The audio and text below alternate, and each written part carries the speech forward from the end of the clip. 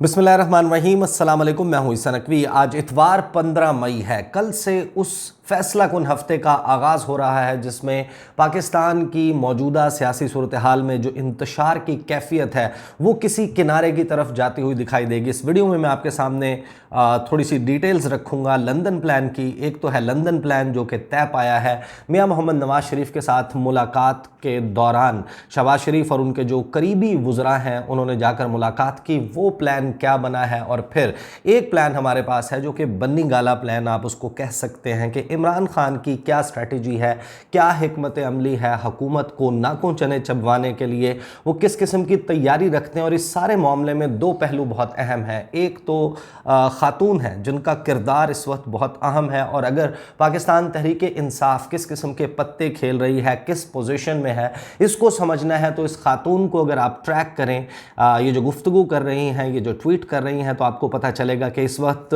PTI के and के ऊपर क्या चल रहा है। और साथ ही क्या वाकई मुस्लिम लीग नवाज़ को ये लगता है कि कोई शख्स उनके रैंक्स में मौजूद है और इमरान खान साहब के लिए जासूसी कर रहा है। यही वजह है कि एक हलफ जो है वो लिया गया। अब इसकी इतलात आप सबके सामने मौजूद होंगी कि जिस वक्त नवाज शरीफ की मुलाकात हुई शहबाज शरीफ और दीगर उनके रफ़का के साथ, तो उस दौरान एक हलफ लिया गया कि कोई भी इस मुलाकात में होने वाली गुफ्तगू उसकी तफसील इस तरीके से जाकर मीडिया को लीक नहीं की जाएगी। बहुत ही लिमिटेड इन्फॉर्मेशन जो है वो लीक की जा रही है। उसके बावजूद चंद इंतहाई अहम मदरजात इस लंदन प्लान के सामने आए, तो वो मैं आपके सामने रखूँगा। और सियालकोट का जलसा जो है वो यकीनन आप लोगों ने सुना होगा, और उसमें इमरान खान साहब जो गुफ्तगू कर रहे हैं, ये गुफ्तगू जो है वो बनी गाला प्लान का हिस्सा है। और किस तरीके से हिस्सा है ये भी मैं आपको बताऊँगा। जो एक प्रीएम्प्टिव स्ट्राइक्स की स्ट्रैटेजी लेकर और काउंटर स्ट्राइक की स्ट्रैटेजी लेकर चल रहे हैं इमरान खान, किस तरीके से इसको अमली जामा पहनाया जा रहा है। लंदन के हवाले से मैं आपको बता देता हूँ। एक तो जाहिर है कि कुछ अच्छी इतलात नहीं है। आपको मालूम है कि हुकूमत जो है वो इस वक्त एक कैच-22 की सिचुएशन में है। उनके सामने जो सूरत हाल है, पेट्रोलियम प्राइसेस उनको बढ़ाना उनकी मजबूरी है, और ये एक ऐसा कड़वा घूंट है जिसको पीने के बाद अगर ये ऐसा कर दिया जाता है, और यकीनन आज और कल ये 2 दिन है जिसमें यह मुमकिन है कि इसका आगाज़ कर दिया जाए। 15 और 16 मई की दरमियानी शब अगर ये बात फाइनली फ़ैसला कर लिया जाता है तो फिर आज रात को अच्छी खबर नहीं आएगी पाकिस्तान के अवाम के लिए। 12 से 13 रुपए पेट्रोलियम प्रोडक्ट्स की प्राइसेस में इजाफा आज, और उसके बाद 15 रोज़ के बाद फिर 1 जून को इजाफा किया जाएगा। इतना ही 12 से 13 रुपए का इजाफा, और फिर एक 15 दिन का गैप आएगा। उस 15 दिन के बाद 15 जून को मज़ीद जो है वो पेट्रोलियम प्रोडक्ट्स को बढ़ाया जाएगा, उनकी प्राइसेस को। अगर हुकूमत आज ये ऐलान कर देती है तो फिर एक बात तय है। इसका मतलब ये है कि वो एक अनपॉपुलर डिसीजन लेने जा रहे हैं, उसका ऐलान कर रहे हैं, और अनपॉपुलर फैसला करने के बाद ये ऑप्शन मुकम्मल तौर पर ख़त्म हो जाता है कि वो हुकूमत के ख़ात्मे में कोई दिलचस्पी रखते हों, फ्रेश इलेक्शंस में कोई दिलचस्पी रखते हों। जिसका मतलब वाज़ेह है कि अगर वो एक अनपॉपुलर डिसीजन लेते हैं तो फिर असम्बलियों को तहलील करके इलेक्शंस में जाने का जो नतीजा है वो आपको अंदाज़ा है कि अगर एक ऐसा अनपॉपुलर, एक गैर मकबूल फैसला कर लेती है मुस्लिम लीग नवाज़, लीड कर रही है इस हुकूमत को, तो फिर अवाम के गैज़ो गज़ब से बचना इंतखाबात में उनके लिए मुमकिन नहीं होगा, और तहरीक इंसाफ इस सारे मामले को कैश इन करेगी। तो ये आपके सामने एक लिटमस टेस्ट मौजूद है। 15-16 मई को आपको अंदाज़ा हो जाएगा कि इस हुकूमत के क्या तेवर हैं। ये भी हो सकता है कि वो 4 से 5 रोज़ इंतज़ार करें, क्योंकि इस हफ्ते में ही जो कि कल से जिसका आगाज़ हो रहा है, इसमें इमरान खान साहब जो हैं वो बार बार कह रहे हैं कि 20 मई का इंतज़ार करें, 20 मई के करीब मैं कॉल दूंगा इस्लामाबाद आने के लिए। वो कब कॉल देते हैं वो शायद इसका ज़ोर भी देखना चाहते हैं, और किस तरीके से इमरान खान अपने इस मोमेंटम को बरकरार रख सकते हैं या नहीं। उसके बाद ये जो हल्फ लिया गया, इस के बाद जिस किस्म की गुफ्तगू जो चीज़ें सामने आई हैं, एक बहुत वाज़ेह सोच इस वक्त मुस्लिम लीग नवाज़ में मौजूद है कि मुस्लिम लीग नवाज़ अगर किसी भी सूरत इलेक्शंस में जाती है तो उससे पहले नवाज़ शरीफ की वतन वापसी और इन केसेस से जान छुड़ाना बहुत ज़रूरी है, क्योंकि वो ये समझते हैं कि मुस्लिम लीग नवाज़ के पोस्टर बॉय जो हैं वो नवाज़ शरीफ हैं। शहबाज शरीफ से आप कोई भी काम ले सकते हैं, लेकिन अगर आपने जलसे करने हैं और वहाँ पर लोगों को बुलाना है तो फिर जो मुस्लिम लीग नवाज़ का वोटर है वो नवाज शरीफ की शक्ल देखकर नवाज शरीफ के नाम पर निकलता है और जो भी उनका जोश या जज्बा होता है वो सिर्फ नवाज शरीफ के साथ एसोसिएटेड है। तो अगर नवाज शरीफ साइड लाइन होंगे और मरीम नवाज भी उस तरीके से उनकी कोई स्पेस नज़र नहीं आ रही होगी कि उनका कोई इंतखाबात के बाद किरदार हो सकता है, तो फिर मुस्लिम लीग नून का वोटर बददिल होगा। तो इसके हवाले से इन्होंने ये तय किया है कि नवाज शरीफ की वापसी और इसी कोर्स के दौरान इसका कोई तरीक़ाकार वज़ा किया जाएगा और फिर आने के बाद ऑब्वियसली उनको केसेस का सामना होगा, वो किस तरीके से भुगताएंगे। उसके लिए फिर ये तय किया गया कि जो रायवंड महल है उसको सब जेल करार देकर नवाज शरीफ जो है उनको वहाँ पर रायवंड महल में जो है वो रखा जाएगा और उस दौरान कोशिश की जाएगी कि इन केसेस से जो है वो जान छुड़ाई जाए। अब इस सारे मामले में टास्क जो है वो खसूसी तौर पर दिया गया है मिफ्ता इस्माइल, मरियम औरंगज़ेब और एहसन इकबाल को। ये 3 लोग हैं जिनको ये टास्क दिया गया है कि इनसे पहले पेट्रोलियम प्राइसेस हैं और दीगर जो मामलात हैं इन पर कोई शख्स लबकुशाई नहीं करेगा। जो पार्टी के तर्जुमान हैं उनको कहा गया है कि आपने अभी पेट्रोलियम प्रोडक्ट्स के हवाले से अगर कोई फैसला आ जाता है तो फिर पहले आपने गुफ्तगू नहीं करनी, आपने इन 3 लोगों को सुनना है और सुनने के बाद इस पार्टी लाइन को फॉलो करना है। आपने अंदाज़ा लगाया होगा, आपने देखा होगा कि मरियम औरंगज़ेब जो है वो जिस किस्म की गुफ्तगू कर रही हैं, वो ये कह रही हैं कि डॉलर जो है वो 190 से ऊपर गया, इमरान खान जिम्मेदार हैं, पेट्रोलियम प्रोडक्ट्स इमरान खान जिम्मेदार हैं, हर चीज़ का मलबा जो है वो शिफ्ट किया जाए किसी ना किसी तरीके से इमरान खान पर। तो ये 3 लोगों को टास्क दिया गया है कि इमरान खान को टेक ऑन करना है। अब पार्टी में फ्रेश इलेक्शंस के हवाले से जो गुफ्तगू चल रही है, मुस्लिम लीग नून के रैंक्स वो जिस किस्म की इतलात देते हैं तो उसके मुताबिक मरियम नवाज, नवाज शरीफ, ख्वाजा आसिफ, शाहिद खाकान अब्बासी ये वो मेन लीडर्स हैं जो कि इलेक्शंस के फौरी इंतखाबात के हामी हैं। उनको ये लगता है कि हम अगर इलेक्शंस में जाएं तो हम अच्छा परफॉर्म कर सकते हैं और अभी मौजूदा आर्मी चीफ के होते हुए, मौजूदा सेटअप के होते हुए इंतखाबात करवा लिए जाएं तो बेहतर है। बाद में सूरत हाल किस तरफ जाती है ये इसके हवाले से हतमी तौर पर कुछ भी कहना मुमकिन नहीं। दूसरी तरफ है जनाब शहबाज शरीफ, ख्वाजा साद रफ़ीक, अयाज सादिक, राना तनवीर, खुरम दस्तगीर।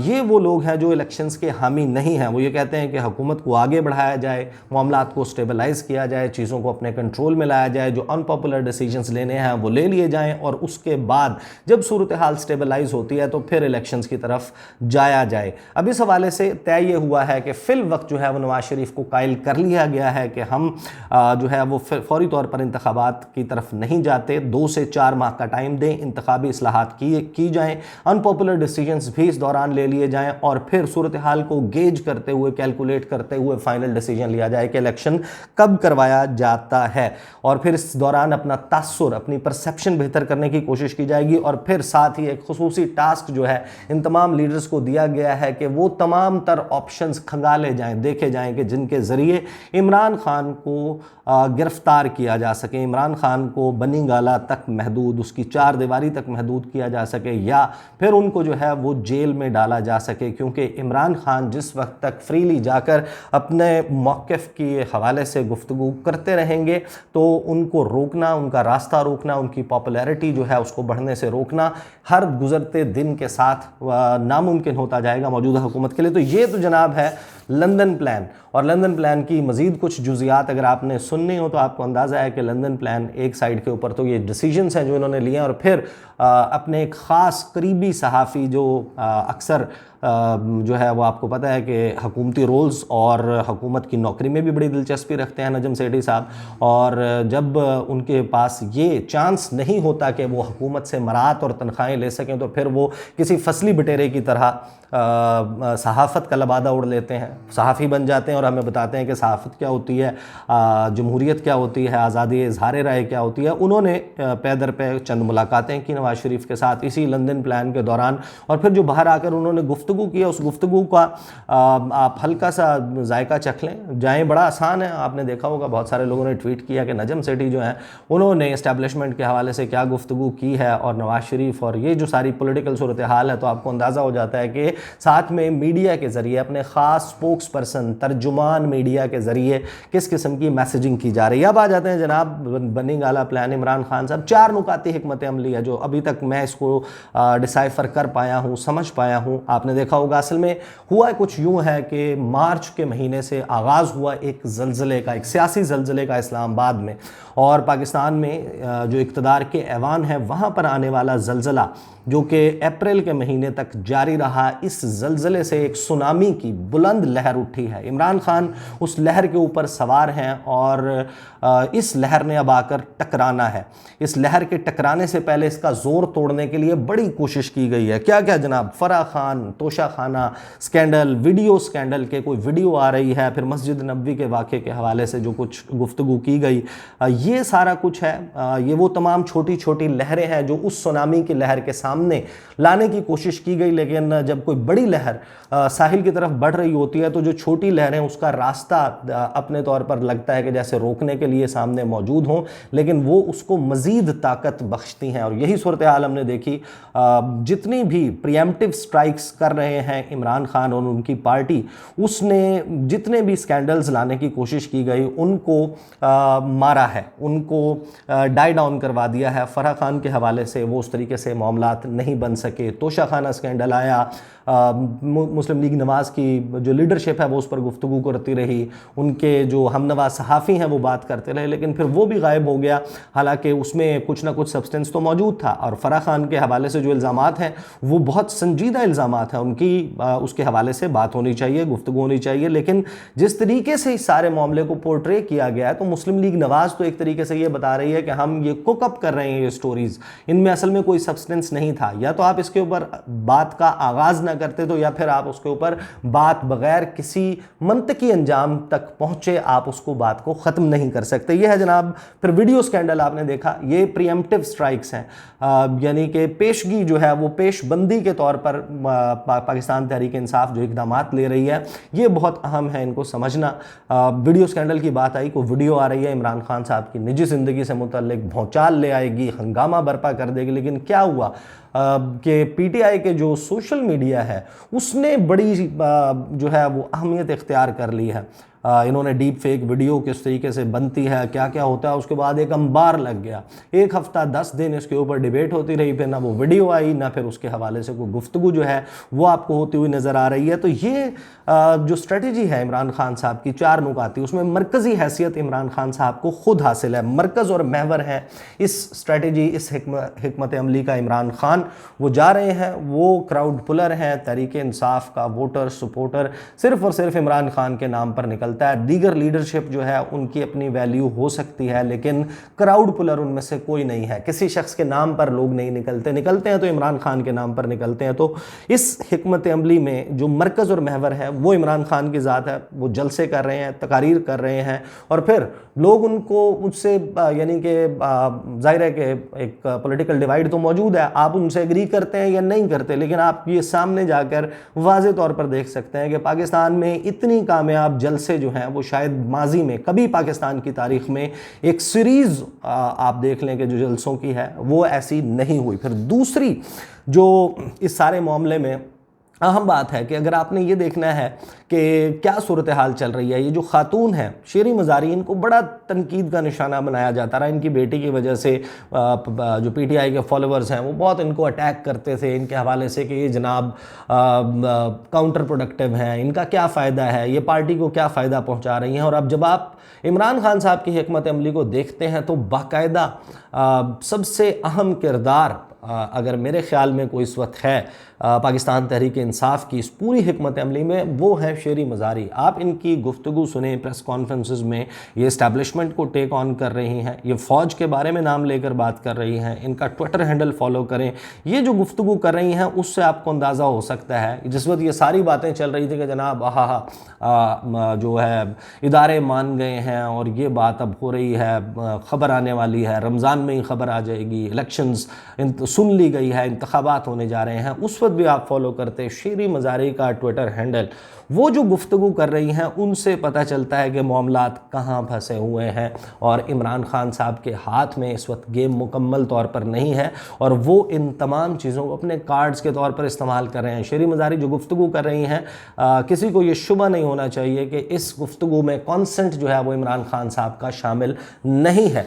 और फिर ये जो प्रीएम्प्टिव स्ट्राइक की स्ट्रेटजी है, ये तीसरा उनका नुक्ता उठता है। और फिर सोशल मीडिया मुझे नहीं अंदाज़ा, यानी कि मुझे नहीं याद कि पाकिस्तान की सियासत में या दुनिया में भी कहीं पर भी सियासत में इतना अहम किरदार किसी तहरीक में सोशल मीडिया का रहा हो। ये शायद पहली सबसे बड़ी मिसाल हमारे सामने बनकर आ रही है। और इसमें इमरान खान साहब ने देखें, जो मेन स्ट्रीम मीडिया है उसके ऊपर लोग इंटरव्यूज़ देते हैं, बात करते हैं, लेकिन सोशल मीडिया के ऊपर उन्होंने ट्विटर के स्पेस सेशंस में जाकर और फिर जो उनके पार्टी के लोग हैं वो जिस तरीके से इसको इफेक्टिवली इस्तेमाल कर रही हैं, मुस्लिम लीग नवाज़ और दीगर जमातें वो तो सदियों पीछे नज़र आती हैं कि उनकी स्ट्रेटजी किसी तरीके से भी पाकिस्तान तहरीक इंसाफ की स्ट्रेटजी को काउंटर करती नज़र नहीं आती। और अब ये बात वाज़ेह नज़र आ रही है कि किसी एक बाकायदा राय मुस्लिम लीग नवाज़ में मौजूद है कि अगर हमारी कोई भी डिसीजंस होते हैं कि हमने इमरान खान को किस तरीके से काउंटर करना है, उनका रास्ता कैसे रोकना है, ये बात कहीं पर भी बाहर नहीं निकलनी चाहिए। क्योंकि जो ही ये इतला पहुंचती है तो फिर पाकिस्तान तहरीक इंसाफ का सोशल मीडिया उसको काउंटर करने के लिए पहले ही उसकी पेशबंदी ऐसी कर देता है कि वो जो स्ट्राइक है वो लॉन्च होने से पहले ही ठुस हो जाती है। तो ये सूरत हाल है। इस किस्म की जो स्ट्रेटजी है वो इमरान खान लेकर चल रहे हैं। वो गुफ्तगू जिसको बहुत अहम मैं समझता हूँ जो इमरान खान साहब ने की, ये अगेन आप इसको एक प्रिएम्प्टिव स्ट्राइक जो है वो कह सकते हैं, एक पेशबंदी की गई है इमरान खान साहब की तरफ से। सियालकोट जलसे में क्विकली बता देता हूँ, उन्होंने कहा कि मेरे खिलाफ बंद कमरों के अंदर, मुल्क के अंदर और मुल्क से बाहर साजिश हो रही है। और वो साजिश ये है कि वो चाहते हैं कि इमरान खान की जान ले ली जाए। इस साजिश का मुझे पहले पता था और चंद दिन पहले मुझे पूरा इल्म हो चुका है। मैंने एक वीडियो रिकॉर्ड करवाई है और एक महफूज जगह पर रख दी है। अगर मुझे कुछ हुआ तो ये वीडियो सामने आ जाएगी। और इस वीडियो में मैंने पिछली गर्मियों से मेरे खिलाफ ये साजिश हुई और जो जो मेरे खिलाफ इस साजिश में मुलव्वस हैं मैंने एक एक का नाम लिया है। इस वीडियो में मैं तो इसको जहाद समझता हूँ, सियासत नहीं समझता। मैं तो अपने अल्लाह के लिए लड़ा हूँ। लेकिन मैं चाहता हूँ कि अगर मुझे कुछ हो गया तो मेरे पाकिस्तानियों को पता चले कि कौन कौन इस साजिश में मुलव्वस था, बाहर बैठकर किसने साजिश की और मेरे मुल्क में बैठकर कौन कौन ये साजिश करता रहा। इनमें सबके नाम लिए हैं मैंने जिन्होंने ये प्लानिंग की। मेरे दिल पर लिखा हुआ है कि उन्होंने कैसे प्लानिंग की। लियाकत अली खान के ज़माने से अब तक किसी ताकतवर को नहीं पकड़ा गया। फिर एक बहुत ही अहम बात उन्होंने जो आखिर में दरमियान में जलसे के की, इसको समझना बहुत ज़रूरी है। और इमरान खान साहब का ये जो लहजा है, अगर उनका डिमांड्स पूरी नहीं होती तो ये कब जो है वो कितना और कब बदलेगा, क्या वो अपनी ज़बान पर नाम लाते हैं। यहाँ पर जो सियालकोट जलसे में उनका एक 3 से 4 जुमले हैं, ये उसकी जानिब इशारा देते हैं। जब उन्होंने कहा कि 3.5 साल मैंने पूरी कोशिश की, जो लोग 30 साल से मुल्क को लूट रहे थे उनको सज़ा मिले, लेकिन जो जो इस मुल्क के ताकतवर ओहदों पर बैठे थे, जिन्होंने इंसाफ करना था, वो ताकतवर की करप्शन को बुरा नहीं समझते, ताकतवर की चोरी को बुरा नहीं समझते। ये एक बड़ी चार्जशीट है। इसमें सिर्फ शायद में कुछ फिल इन दी ब्लैंक्स जो है वो बाकी रहती हैं। वक्त बहुत कम है। इस हफ्ते के दौरान बाकी मानदा जो उनकी अपीयरेंसेस हैं, फैसलाबाद, मुल्तान, दीगर जो अपीयरेंसेस हैं वो करने के बाद 20 मई यानी कि towards the weekend Imran Khan क्या फ़ैसला सुनाते हैं, कब की कॉल देते हैं। सो द डिसाइसिव टाइम जो है वो बिगिंस, क्लॉक इज़ टिकिंग। अब काउंटडाउन जो है वो शुरू हो चुका है। सारे मामले पर मैं नज़र रखूँगा आने वाले दिनों में अपने चैनल के ऊपर। इंशाल्लाह अगली वीडियो में आपके साथ मुलाकात होती है। मुझे इजाज़त दीजिए। अल्लाह हाफ़िज़।